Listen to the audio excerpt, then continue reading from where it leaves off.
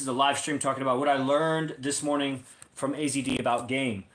And, you know, stay tuned. We'll have Q&A also. And let me just put a little hashtag here. Alpha player mindset. Sounds pretty good. Okay. And pin it. Okay. And of course, you can skip ahead if you're watching the recording. Or do whatever the fuck you like. I really don't care. Okay, and then we got guys live on Zoom. All right, making sure all the is working just fine. Looks like it is. All right. Okay, so those who don't know who I am, I'm Yogi Chris, captain of IMC Nation. There's a ranking in IMC that happens. It's gone through different phases. Like originally, okay, first of all, I just recently put out a free document. It was like a 8 or 9 page Google Doc that has the timeline of all the classes and what AZD's taught and what order they go in, dates, also the camps. So it's 2 lists basically of all the daily classes, how they changed. Like it used to be called Mastermind University, then it was called Temple of Christ, now it's called The Game, but it's the same class, 10 a.m. every day, and it had many names before that. So you see the timeline of like, what are all the name changes that went through this, which is kind of a brand. It's a brand of a character that he's teaching game from. And that's similar to the camps, except the camps, they cycle much faster. So the characters will change every 2 to 4 weeks. Whereas, let's say the brand of the daily class changes every 2 to 12 months or something. Anywhere from 2 months to a year and a half. Then it changes name. Like Lion's Den was Lion's Den for a year and a half. And Dragon's Lair was Dragon's Lair for a year and a half. It's the same class as it is now. It's just there's big evolution, leaps in his understandings that happen. And sometimes that happens because of what's going on in the whole organization. Like when we moved to Vegas or when the Beast process happened. That's when it became Lion's Den. Love Spell became Lion's Den when the Beast process happened. And what is the Beast process and why am I bringing that up anyway right now? There was a reason for that. I don't recall the reason for that.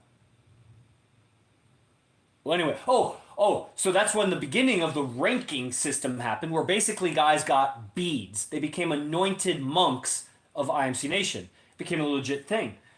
And 45 or so guys earned the beads, and how they did that was through the process. The Beast process involved early morning wake up, never missing your wake up, counting your macros, which it's not like we were checking your homework or anything. You could just see it. A guy's body would change if he's really keeping track of proteins, fats, carbs, and just all the other stuff. We also would see a change in character. Particularly, it's not just from eating right and exercising, it's particularly stoicism and how AZD applied stoicism, which is like we have stoic books, certain way of reading it, certain way of journaling about it, certain timing of when to read it within your workout or whatever, and a certain method of reading it, like not too much, not too little, like how to actually study the stoicism and transform your character using the stoicism, where he used to say stoicism saved my life because he was going through some very harsh things that don't need to really repeat. I mean, basically, one girlfriend had a very bad illness that cost a fortune, and another girlfriend left and was prostituting herself, and it was like, what the fuck? And meanwhile, holding it down with other girlfriends, leading a nation, teaching every day. It's like, man, you're going through all this turmoil inside. He developed the Beast process, called the AZD process, or AZD Beast process. And so that was the first, in my time. I mean, he was teaching martial arts years before that. I didn't live in San Jose. So there were guys that blue belts, brown belts, black belts, like that earned rank. So there was rank like that. But as far as the IMC Nation movement, worldwide, IMC people found through the internet versus his local martial arts was like guys down the street. People, it's your local community. And so people got monks. They became known as beaded monks. And they received a different level of teaching. There was a special camp for them, some special teachings for them. Because the process was truly, you overhaul your life. You set in place a schedule and a discipline that makes you very aware of what's going on inside. So that it's essential. Because what AZD is teaching is not just game, pick up lines. It's very little of that, actually. It's mostly inner game. And mindset and perspectives about women, dating, life, money, men, masculine, like it's just frames of mind that has very little sound bites, which means like short phrases that you would use. Like you don't just repeat what he says. That's what like a pickup line is. You repeat what someone else said versus putting you in the right state of mind so that you naturally tap into your naturalness and you just pick her up. And now learn a pickup line because you're in the right state of mind to pick her up. And here's some words that we've worked out that maybe help. And that's when it'll be authentic too. You're not going to like just repeat a line expecting it to work and needing her to respond a certain way. You'll be saying a line, having the right beingness, almost like when you tell a joke and you know the line, but you're still looking for them to laugh. You're not really needy for them to laugh, but you know it's going to be a good one. And that's what it'll come across as. Not anything needy where I got to get the girl. So first it starts from a state of mind. And so beaded monks. Okay, later, fast forward about a year and a half or so, there was, I think at that time, multiple bases. The beast process happened when we started the base, first base, IMC base 1. And that was in San Jose. And it took some time before base 2 and base 3 to happen, where guys moved in together and started doing that. And we got all the way up to 7 bases. And then now with the move to Vegas, there's been rearranging and whatever, and I think there is still 6 bases. Some of the bases are bigger now. So when the bases, I think when they multiplied and you had like 2 or 3, that's when do away with the beads. We'll always remember who earned the beads. I have the list of who's the beaded guys. Some of them dropped off. They dropped out of IMC. Fuck them. But at least 30 or 35 guys are still around. And probably at least 25 to 30 of them are in good standing. Maybe 5 of them are like, they have beads, but man, they're in the doghouse. Like, they're falling off. They're disciplined. They're not communicating well with other IMC guys. They're complaining. They're losing control of their health or whatever. Like, they're falling off. And that's fine. And so later, the officer rankings came in. And that was, it started with just a bunch of tribal leaders. Then it got rearranged. Some tribal leaders got demoted. Then a new rank happened. I was a tribal leader, one of the first 4 tribal leaders. And then I got promoted to a rank of captain, became the only captain. And there were all these other people that had different ranks. Kusei and lieutenants and base leaders and guardians. Those were the ranks. Then later, new captains came on. Some lieutenant got promoted to captain. New base leaders, new guardians kept happening. We had like 17 or 18 guardians. And all of that involved really coming and living with AZD, which was called residency. You come and live with AZD at the time, and then you'd be almost have like a stamp of approval on your discipline. Because you'd just be living in the living room, sleeping on the ground. We all slept on the ground. I still sleep on the ground. And, are you making your wake up? Are you doing your physical exercises? Whatever that is. It changed in the beginning. During lockdown, the beast process was wake up super early, like 3 a.m., 2 a.m., do your calisthenics, cold shower, eat raw meat. Like, that was part of the process. Later, it's not that. But you make your wake up, do your cold shower, have some kind of physical practice throughout the day. All these ingredients, reading, different things. And, if you got the stamp of approval, some guys didn't. But if you were on top of things, and the measurement of it was really when you go out at night. That was the thing. We weren't just exercise junkies. We weren't just bookworms, We weren't just nutrition, snobs or whatever. We were players that were beasts. So we didn't get fat and sloppy like pickup artists, or they were already fat and sloppy. We didn't, lose ourselves to, like that guy. That's a guy that was an IMC, paid like $2,000 for camps. But his wife is giving him shit about following IMC. He's so beta, he unfollowed everybody on IMC on Instagram. And, it's just pathetic. He sent me screenshots that he had with his woman. I'm just like, whoa, dude. Whoa. Like, I couldn't make up how pathetic it was. I would have to sit down and really tap into I don't think I could write how pathetic what he was writing. I don't think I could even imagine it. And that's what was so like reality shot. I was like, bro, this guy. And the thing is like interacting with him, he's not a retard. He has a job. He's an entrepreneur of some sort. He does it. He was paying for the programs. Like, he seemed to be getting it. But, man, okay, I got to end Telegram because he's messaging me. Just real bad. People are in different conditions. And, so the whole ranking system happened. We moved to Vegas, and Vegas especially because, there's a lot of nightlife, and, AZD pushes us hard when it comes to, like, how late we're out and how early we're up and this and that. And you don't have to do it how he does it, But the closer you are to him, the more you got to mirror him, because you can't take away from his lifestyle. So if he's operating at a certain rate, he needs everybody around him. You know, if you're a cross country runner and you have a whole team, you need your guys pushing you also. And if they're lazy, then they got to go. They can't be on the team. So it's kind of like that. And, you know, so everybody, they came here, so distracting, so many beautiful women, so much to do, and they were getting sloppy. And so pretty soon, he just kind of did away with the officers. Now, there's still such a thing as guardians, base leaders. I don't think lieutenants, but it would still be called. It would be kind of like the monks, the beads. Who has their beads? It's outdated. It's not really brought up, but we kind of know who was. Like, we know Monster Adam was a lieutenant, and he's still a lieutenant. He's just not doing anything with it. You know, that's a guy in Virginia that, you know, earned the rank of lieutenant, and which is one under tribal leader. You know, captain, one of the captains got demoted, did some weird things. Another captain is kind of in the doghouse right now. And then there's me. There were 3 captains. The Kusei, whatever. There's these different ranks. So, why was I bringing up the ranking system? Ranks. Man, I really don't know. Huh. Okay. Well, anyway. Hopefully that gives you a little bit of history. I, you know, have this free document out there, guys. So TikTok, Instagram, whatever. If you're interested in the IMC Evolutions document, it's 9 pages. Lists out the order and some descriptions for a lot of the programs, so you see the evolution of it. And it has something to do with evolution. The evolution of the teachings, current era. Okay, well, anyway, we'll just get to the theme of it. So, what I learned about game this morning from AZD. So, I was debriefing some things, and I was talking about this one girl that it wasn't even really a date. I had met up with her after everything was going on. I was on my way home, and I met up at her apartments. And we just hung out for probably like 30 minutes. And then I drove home.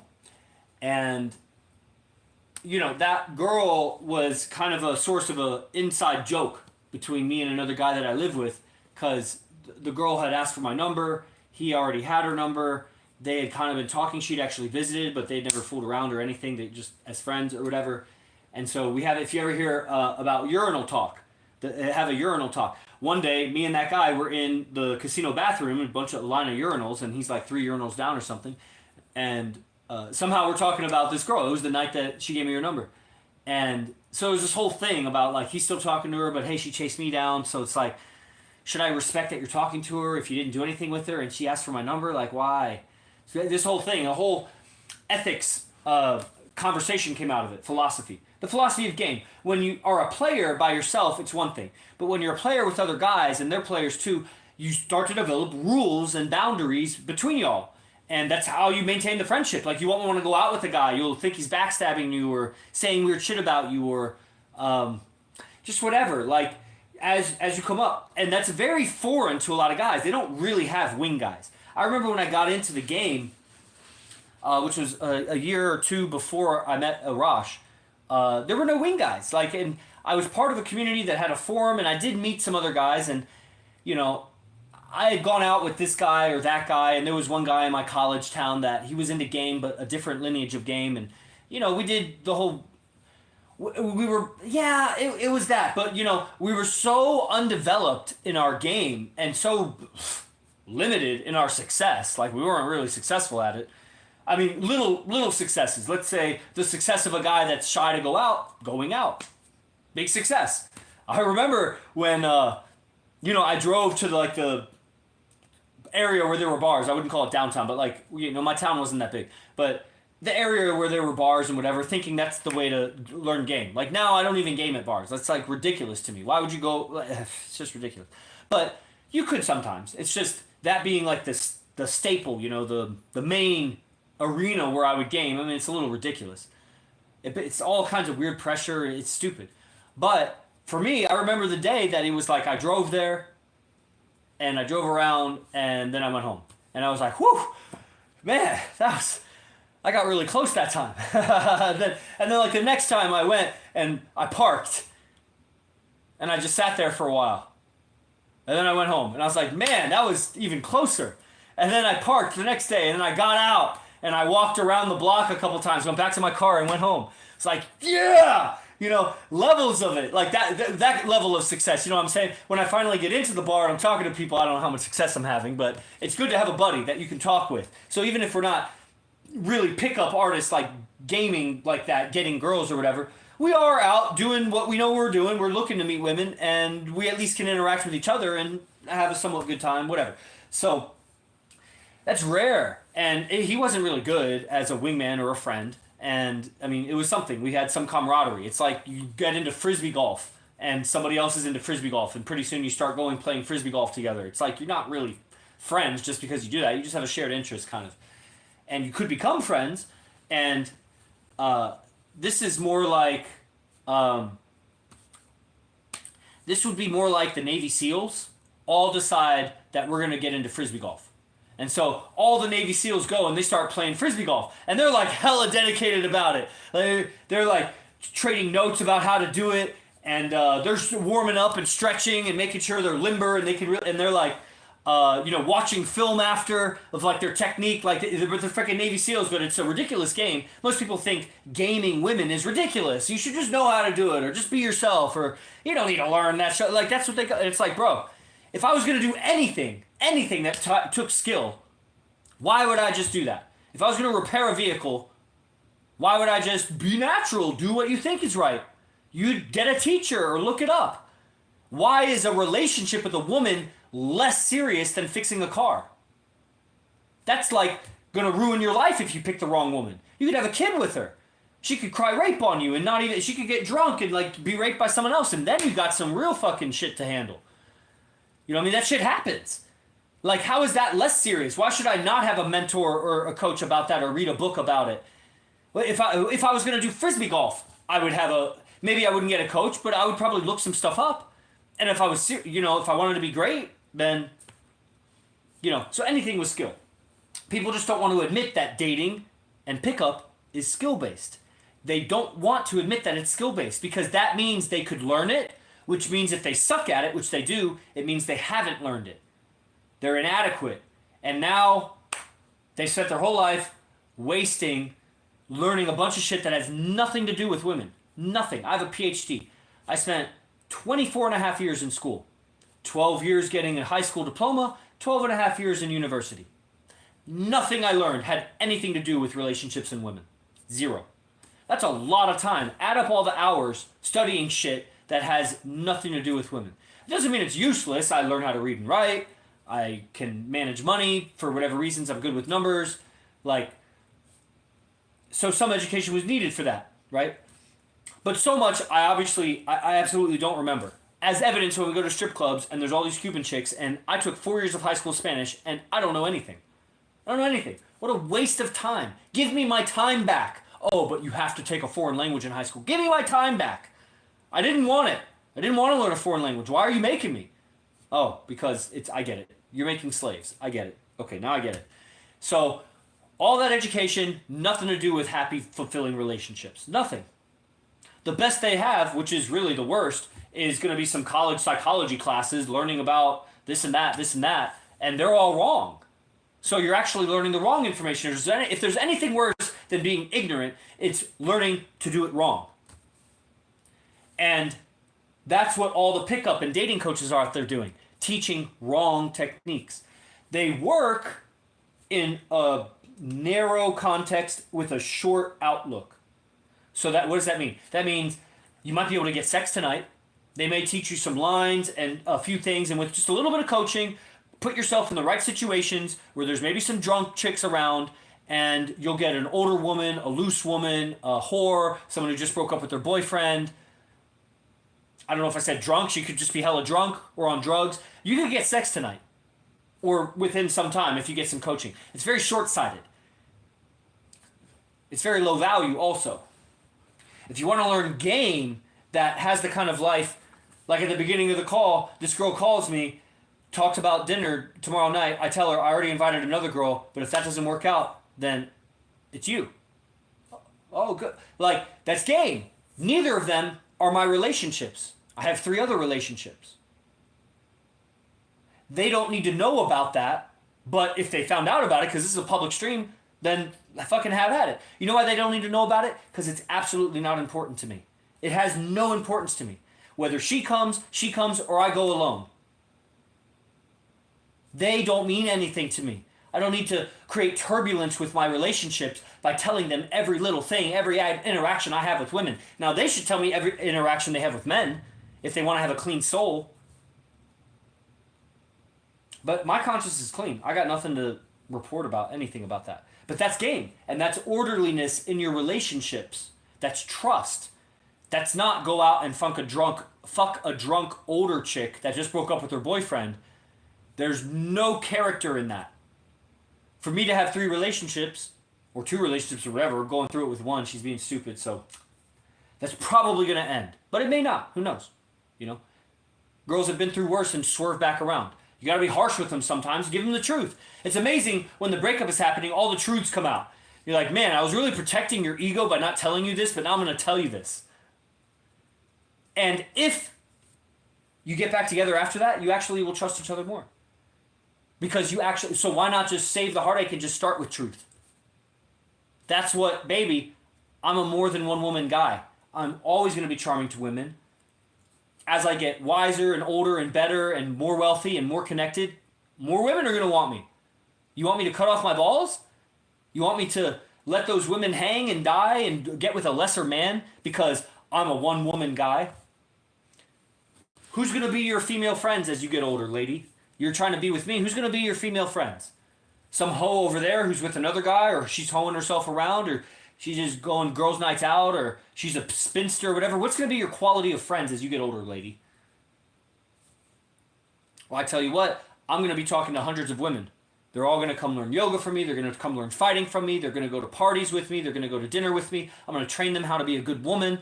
They may or may not be with me, but if they're going to be around me, they're going to be better at being a woman. Because that's the only way to be around me. And here's some friends for you. A bunch of women who respect your man versus a bunch of women who don't respect your man. Because you're a one-woman kind of guy. Or you want to be with a one-woman kind of guy. You know. So that's just putting order in your life. But how did I go from a shy guy who couldn't even get out of the car at the local bars to a guy with order in his life like that? Well, that's the trainings. That's changing your mindset, putting it into practice, go and live life. I've been at it 9 years. You know what you can accomplish in 9 years? You know, I've risen and fallen in business and risen again. And, you know, I've moved across the country a couple times. I've, you know, all sorts of experiences in there. All sorts of, man, 9 years ago, wow, 37, you know? So, what I learned from AZD, so I'm going, man, I went way off there. So I was, I wouldn't call it a date, whatever. I had this thing with this girl and came back. I mentioned it to everybody, like, I'm going to go see this girl. I think I texted the thread or whatever. I never debriefed about it in the class, which, you know, I didn't make it a priority. I didn't see it that it was a priority to other people, and there was no convenient spot to say anything. But, you know, I announced that it happened. And so anyway, part of what happened in my hangout with her, because like I said, she had hung out and communicated with one of my housemates. She'd also communicated online on Instagram or whatever with AZD. How, I don't know, I think probably found him through Instagram, following me and my friend. So they had some messages. I knew they had some messages. I didn't know what they had messaged. I knew he had dismissed her for some reason, like she was rude or something, like that's all I knew. And I knew that before I was hanging out, and he knew that I knew that. We all knew. So when I first hung out with her, which is I just got in her car. Basically, I was parked. She came out in her vehicle. And I went over and I sat in her vehicle. And we talked for like 20, 30 minutes. And one of the first things she says, it was like, it did kind of surprise me because it was like second or third thing she says. She initiates. I didn't ask it. It was not relevant to whatever we were saying. It was something like, I say hi. She's like, hi, how are you? Hi, how are you? This and that, blah, blah, blah. Tell her a little bit about my night. Your friend doesn't like me. I was like, huh? It was like that. I assumed who she was referring to. I think I said, actually, AZD? You mean AZD? That seems like something I would say. I'm pretty sure I said that. And she was like, yeah. And I was like, huh, well, whatever. and then just move on. Like, I knew he had dismissed her, but what am I going to talk about with her about it? I'm going to talk about some other guy? I mean, it's not just some other guy, but like, I'm going to talk about another guy. Like, I get it. He dismissed you. She's nothing to me also. If she turns around and gets with AZD or turns around and gets with my housemate, she's nothing to me. I'm just visiting her because that's the game. And when I say she's nothing, I mean, she's more than nothing. I mean, we're friendly, I guess. But it's not like I have any commitment to her. She's not meaningful to me. She's a person, beautiful woman, that invites me to interact with her. I go interact with her and practice the game. The game for me is not pickup lines. It's literally how to make people comfortable, how to be comfortable talking any subject, how to understand body communication. A big thing recently is, what are women really meaning? They're not saying what they mean. Like, never. And it's really far off, actually. It's so far off. It's not like just change a word or two. It would be like she says,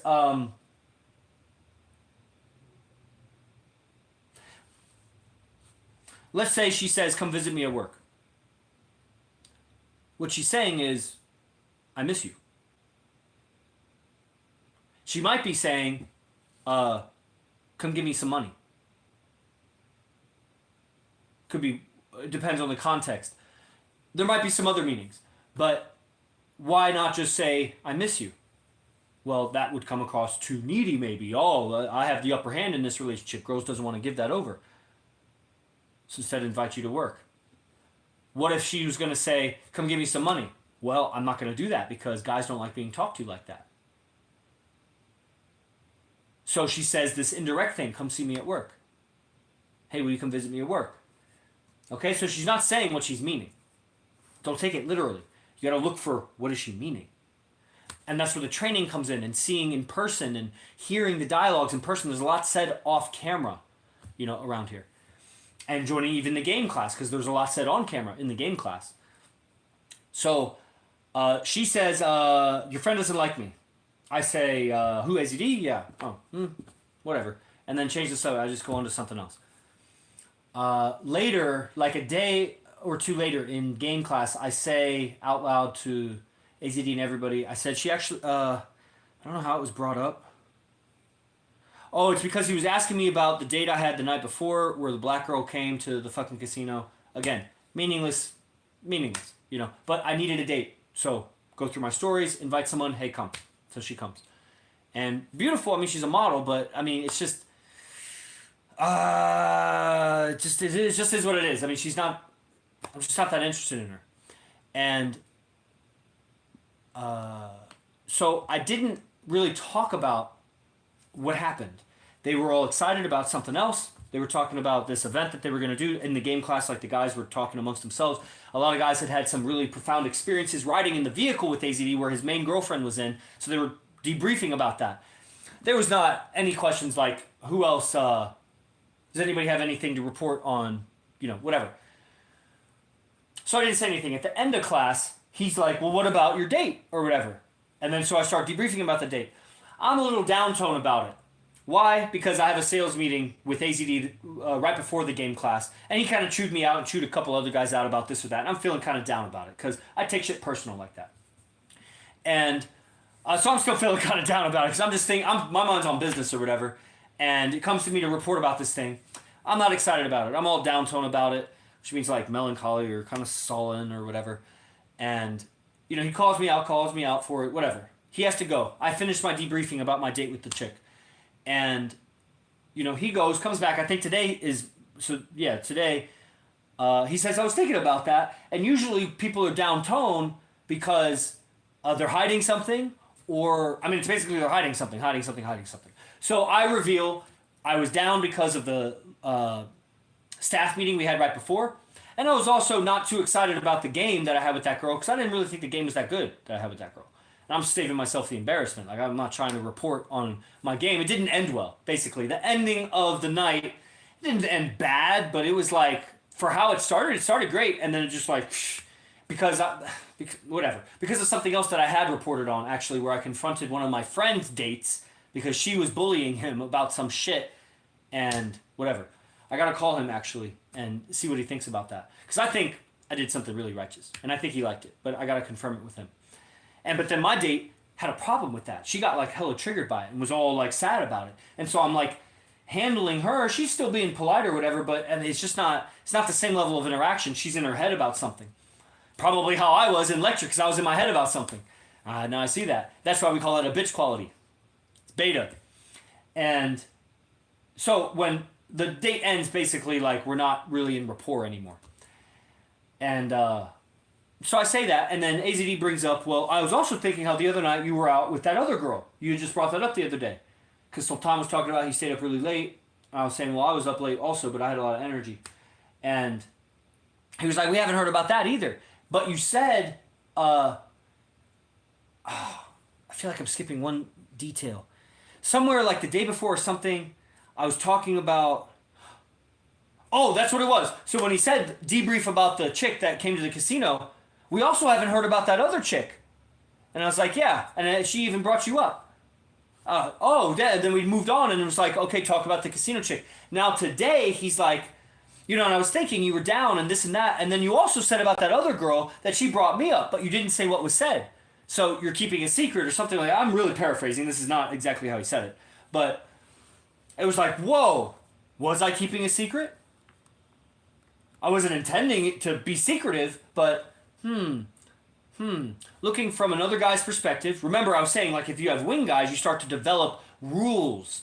And the rules are not meant to confine you so that you're worse at game. They're actually meant to make you better so that you don't have to think about situations too much. You have rules, and then you know how to operate. And so you don't have to consider every situation every time it comes up because you have a rule. And amongst your brothers, and it's organic. You could change the rule. Just talk about it. And that's what the urinal talk was. That we developed some ethics from that. So, I'm caught off guard thinking, whoa, was I being secretive? I wasn't trying to be secretive. Man, I hope everybody doesn't think I'm being secretive. I'm not trying to, And so realizing that from one of my friend's perspectives, and what she had said was, your friend doesn't like me. Which, again, remember I said like a minute ago, the women are never saying what they mean. So what does it mean when the woman says, your friend doesn't like me? When she initiates that, out of nowhere, your friend doesn't like me, your housemate doesn't like me, or whatever she said. It means she likes him. Why are you bringing him up? It would be one thing if she was like, I was messaging with your friend, but he kind of rudely dismissed me, and I just wanted you to know that I had been messaging with your friend. That is not, I like him. That is, I respect you, and I want you to know so that you don't think I was doing something behind your back. But saying, your friend doesn't like me, what, do you want to talk about my friend? Is that why you wanted me to come over? Honestly, that's what I would, in hindsight, that's what I would have said to her. Do you want to talk about my friend? Is that why you invited me over? What, do you like him? You want me to call him right now? You can talk to him. I'll patch it up for you. Something like that. Like, get her to whatever. And, so anyway, from my friend's perspective, I could see how that's a useful thing to report. Like, yo, the chick said that she liked me, basically. You don't want to tell me that? Why wouldn't you want to tell me that? Because you want her for yourself?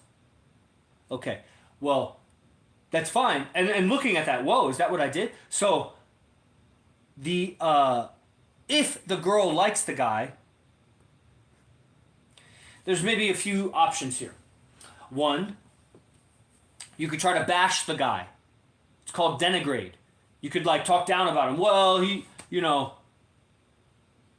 he's disrespectful. I don't know what I would say. I don't know, because it's AZD, so what could I possibly say bad about AZD? Well, he yells sometimes. I don't know. If it was some other guy, I would be like, well, yeah, man. See, I don't even talk about the other guy, but if I was going to try to, man, it wouldn't be my friend. Let's pick somebody let's say at Jiu-Jitsu Academy. I'm not really friends with the guy, but she might think that he's my friend. Oh, your friend doesn't like me. Yeah, well, honestly, in hindsight, I should have just asked her about it. Do you like him? I don't know how to talk down about people like that. He's beta. Yeah, he's emotional. Don't worry about it. See, even saying anything about the guy, you make it important. I have to say it so unimportantly. Because saying anything do you know he's emotional? Do you know, that's really making him important about it. So, I don't even talk about him. But if I did say something, it'd be he's an emotional guy. Doesn't like people because he doesn't know how to get along with people. Whatever. So it's very unimportant. That's one option. Not a great option, but an option. Another option is, maybe going to the route of like, do you like him, and asking and talking about him and trying to resolve it. That's really not a good option. I don't want to talk about the other guy. That just brings it up and creates it right then. Unless it's just a really pointed question like, hey, do you like him? You want me to go? Like, I like you, but if you don't like me and you like this other guy, I don't want to interact with you. Like, that's weird for me. Like, if I go that route, then, and honestly, that's probably the route I would have gone in hindsight. Now, working it out, going through the situations, right? And then the third option might be which is what I was doing, would be to essentially ignore the statement, keep gaming the girl. Eventually, he won't be a thought for her. Maybe that's a little bit of a mistake when it comes to AZD gaming with the girl, because he, is very potent in when he talks and communicates with girls. So it's going to take a long while. It's going to take a lot to overcome that. And, like I said, in hindsight, with the clarity I have now about it, I would just confront her statement head on. Instead of dismissing it, I would just go right into it. I was avoiding it. And with the strategy of, I'm just going to outgame the dude, basically. Make her mine, which we did have some physical interaction, so she became my target or whatever. She's mine. Like, she's off limits to you for at least a couple weeks, unless she does more with me, or if we separate, then she's back in the herd. You guys can get her. But I did something with her. She's mine. What did I do? We kissed. Whatever. I say it's on public. Like, my girls could see this shit. Fuck you if you have a problem with it. Fuck you, really. So, but if you don't have a problem with it, then righteous. And that's what will keep a girl next to me. She can hear that. The women next to me as I grow will need to be able to hear anything, because you'll need to be secure that you're next to me. If you're next to me, you should be able to hear anything, because you're the one that gets to be next to me. And if there's more than one of you next to me, then you're the ones that get to be next to me. And if you think it's not a privilege to be next to me, then go ahead and leave. Watch me accumulate thousands of women that, of them, several are going to feel privileged to be next to me while I talk about whatever I want to talk about. So, if my woman is watching this, if you want to be that, then get yourself to a place internally where it's fine. You're secure. Keep doing what you're doing, which includes following my guidance. It's not just stay stagnant. It's actually keep growing. You can do it just like I can. It was not a comfortable situation this morning. Well, I'm being put under the spotlight of potentially being secretive about something against my brother, who happens to be AZD. I don't see it as against my teacher in that sense. Even though he is my teacher, but he's also my friend. He has a lot of hats. We have a lot of hats with each other. And, you could also say he's my privately contracted employer. I'm a privately contracted messenger for IMC Nation. He doesn't pay me a salary. I get paid when I pull in money for guys to get better, basically. And then he'll pay me out. And it's just a one-on-one interaction. So he's that also. But we're also friends. We're also sparring partners when we train. Okay? He could teach me jiu-jitsu. I could teach him wrestling. So in this context, I view him more as a friend. Going against my brother, my friend, holding that secret is like, whoa, that's a low-level game. That is not going to work at the highest levels. It'll make groups break apart. That secret will be sticky and accumulate another secret and another secret. That's how secrets are, when it's those kind of secrets. And that's where discernment, wisdom, is actually everything. It's so important. If you don't have discernment about what's important to tell the girl, what's not important to tell the girl, it's discernment, which means a righteous knowing of right and wrong. And having certainty on that, because it's not necessarily right just because she feels good about it, and it's not necessarily wrong just because she feels bad about it. So what should I or should I not tell her? It's not based on how she feels about it. I need to know what's righteous. So, and philosophy can help point the direction to that. So discernment about what is being secretive against my brother. And I'm here to learn game at highest levels. Because I know game is way more than getting the woman. The woman is the prize. Beautiful, elegant, loyal, a good mouthpiece for me. She's my biggest fan, a spokeswoman for me. Obedient, follows, all these things, you know? So that's the prize, but how do you get that? Have your whole life in order.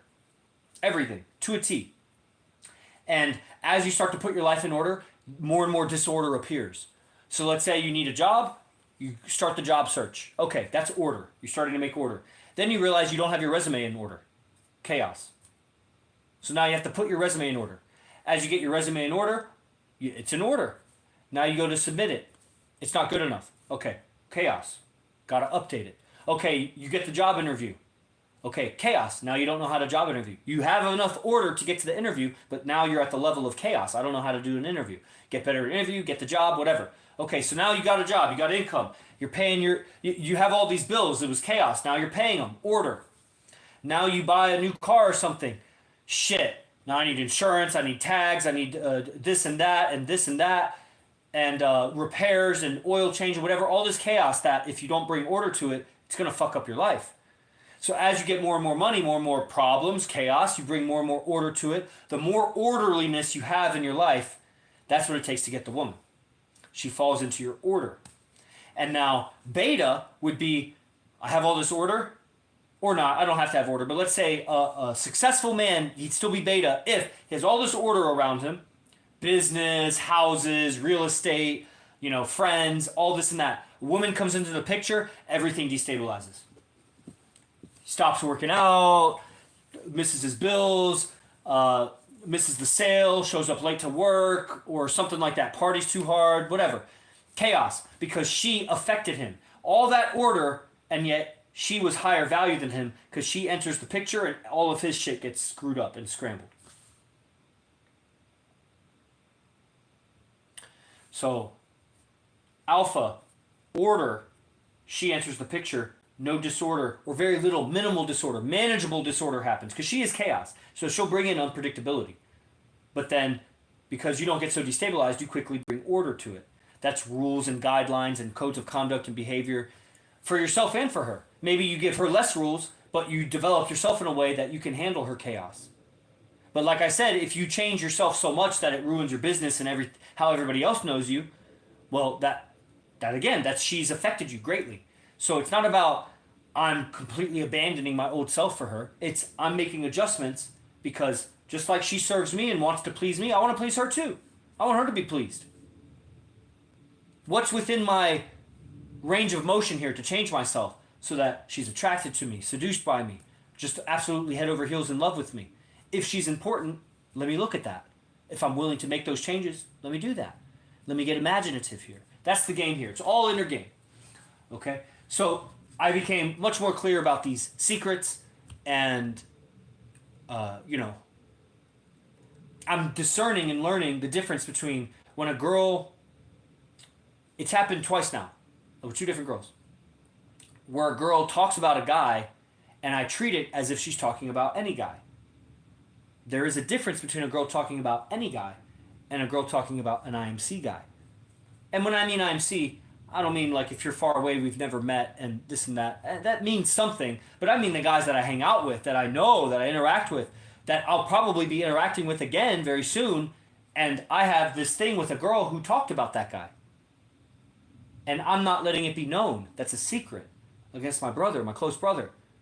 So becoming more and more aware of these situations. Third time's a charm. So it's happened twice now. First time I really fucked up. Second time, okay, that was weird. You didn't think about that? No, I didn't think about it. But now I'm thinking about it. Shit, now I'd give a whole lecture on it. So now I'm way more clear about it. That's where these lectures and streams and whatever become almost like my own therapy about it. I bring order to the chaos of my mind about it. I'm confused about the situation, but I know there's something to learn here because I have trust. Because I'm a PhD and I've been following this dude for 9 or 10 years and he hasn't steered me wrong yet. Maybe some things I haven't agreed with. But in the end, I gotta bow down to the fact that the success is there. So maybe I just don't understand. Let me put aside my disagreement for now and just keep operating because I'm sure the answer's coming. Or bring up the question. I'm learning more to bring up the question. The very Eastern respect for a teacher. So in the Eastern tradition, I don't question what he's doing when I have emotions about it because that's going to come across really rude. I just need to question it maybe if I have inquisitiveness, kind of like if you were going to ask about How do you tie your shoes cool like that? I'm not emotional about it. I just want to know, how do you tie your shoes all super cool like that? Versus, why'd you change the business structure like that? That's all emotional. There's an emotion. I have a personal attachment to that. So when I have that, I don't ask questions because I know it's going to come out all weird. But I've learned over time that keep moving forward, eventually the answer comes. A lot of times it's not anything that he says or they say or something from the outside. It's actually my own state of mind changes, and what was a problem is no longer a problem. It's just not a problem. I'm in a different state of mind. Have a problem and then go work out really hard. And then when you're done working out, look at your problem. It's probably not going to look like the same problem because your state of mind has changed. That takes physicality, but there's a truth that when you change your physicality, your mindset changes. Go and run really hard, your mindset changes. Do a bunch of push-ups, your mindset changes. And take a cold shower, your mindset changes. Now, true mental mastery, how can I change my state of mind without having to do all of that? How can I change my state of mind without having to do the push-ups or the cold shower? Without the need for some external thing, how can I change my state of mind? Because sometimes you find yourself in a situation like, let's say at a social venue, and some woman talks super rude to you and demeaning, and like it makes you want to react. How do you change your state of mind without dropping and doing push-ups or running around the building? So you need that mental mastery, but it starts with physicality. Physicality is very easy to create the relationship and understand how if I do something with my body, it changes my mindset. And it starts to give you awareness of mindset. Oh, mindset is a thing. Oh, mindset is a thing. And that's what the AZD process is. So like anybody online, when you're ready, there's 3 ways to learn the AZD process. One is join the members class, $97 a month. When you do that, I send you something called the White Belt Telegram group. In the White Belt Telegram group, there's a bunch of little videos that mostly myself I've made. A lot of them are promos for camps and things like that, but I always give value when I give a promo. And so I'll give some sort of teaching about the process, the wake up time, nutrition, something like that. So if you watch all those videos, you'll get the structure more or less. You'll also see the evolution of it because it hasn't always been the same. There's also a document in there that has the calisthenics routine. So you have the physical practice, spells it out day by day. So that's more or less free when you're a paying member, because a lot of paying members, they don't even do the beast process. They don't care. But if you want to learn discipline, and it is, you'll never learn what AZD does unless you have the beast process. A lot of guys, I guess, don't believe that or whatever, but it's literally the foundation. Like you put a house on a foundation. The beast process is literally the foundation of all of the characters and archetypes he teaches. So the second way to learn the beast process is a boot camp called Origins. Origins is $595. It's 17 lectures. It pulls from a lot of different camps because he was doing multiple camps for a certain amount of time. And so a lot of times he'd invite the beast camp to the other camp, let's say Animus or Chosen or something like that. So it was a dual lecture. He was lecturing Chosen camp, but with beast information. And so it's like a lot of overlapping camps. Very interesting product because you basically get to taste the flavor of many different kinds of camps with the beast process. And then, of course, it has other videos that go into the coat of arms, which is this tattoo. It's the emblem of the beast, the stoicism, how to do the journaling. It's the tech of it. The third way is more expensive. It's $1,500, $1,497. That's the gemstone. There were 9 original beast camps where guys got their beads back in the day in year 2020 or early 2021. And staff member Jordan Amari, master myself, he pulled the best lectures from all 9 camps and put them together and organized them into folders. It's 45 lectures, and it breaks everything down. It's straight beast. It's not overlapping with any other topics, any other camps. It's beast camp, beast camp, beast camp. All the imagination techniques, all the mindset shifting techniques, all the evolution of the journaling process, all the applications of stoicism to game. I mean, it's thorough. It is the beast process. And keep in mind, the guys that got beads attended all those camps at the time they were happening, which was much more expensive when you did it. And this is just like a best of product. Okay, my phone's about to die. Okay, so anybody interested in, that's called the phase 1 product. Beast phase 1. After the guys got their beads, they moved on to what was known as phase 2, which was shapeshifting. That was all of the characters, Dracula and Pharaoh and all sorts of things. Shadow Walker, Pitbull. Like, these are different characters. But to really do that, you want to have a solid beast foundation.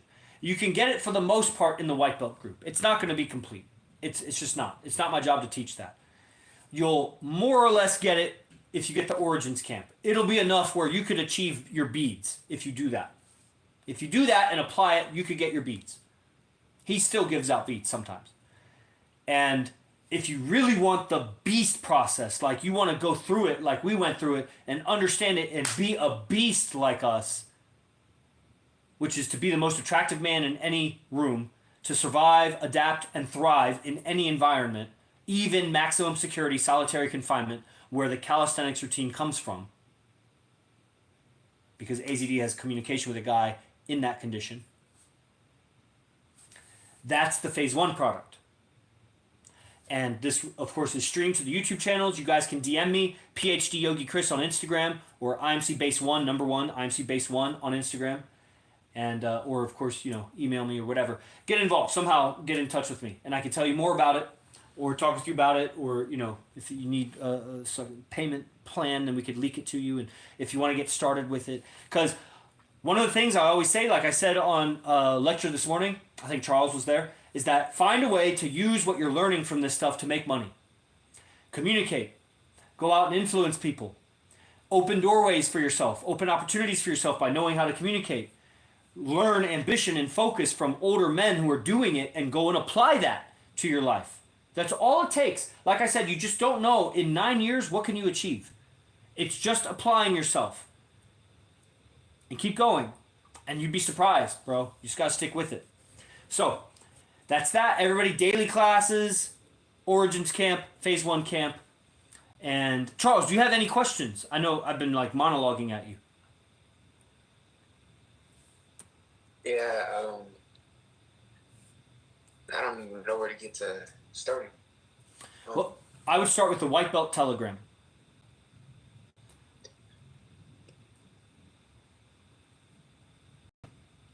Look through that. Watch the videos. The ones that are pinned. You go to the top and there's a little bar at the top that says pinned videos, and watch all of my pinned videos. It'll take time. Hopefully it's not too boring. I try to keep it entertaining, right? And learn. What is it? I've watched a few of them. Okay. So sometimes they stick with me, and other times they kind of I get it. It's more like what is it called? Like an order, pretty much. Not like in a bad way. It's just like order. Yeah, you bring order to your life. It's the basic disciplines. You wake up on time, cold shower, exercise, watch your nutrition. There's other parts of the philosophy that come from acting. He has the whole curtains up process, which is very helpful for your consciousness to think of. There's a transition from my morning process to when I'm in the day, and not blending the two. So you have a very big difference between the morning and nighttime process and what you're doing during the day. This is, like I said, the foundation. So it's the structure to be a player like AZD is. He lives like this. It's his lifestyle. So it's literally preparing you to live with us. To come and do residency, you'll want to be familiar with the beast process. Intimately familiar. The more familiar you are with the beast process, the better your time will be living with us. Because even though we don't do the calisthenics like that anymore, we are on the process. And it's essential. It's essential so that you can gain inner awareness in this art that we do. Emotional awareness, ethical awareness. You need that if you want to get good at this stuff. So for now, I would just look through more white belt videos. And if it's really just not entertaining you, then save up your money and get the Origins camp, because that'll be AZD teaching it. And he will entertain you. For sure. Yes, sir, brother. All right, everybody. Phone's going to die. Got to move on to the next thing. I appreciate you being on, brother. And I'll see everybody next time. Be the best. Fuck the rest. Praise the Lord. Have a good one. Yes, sir.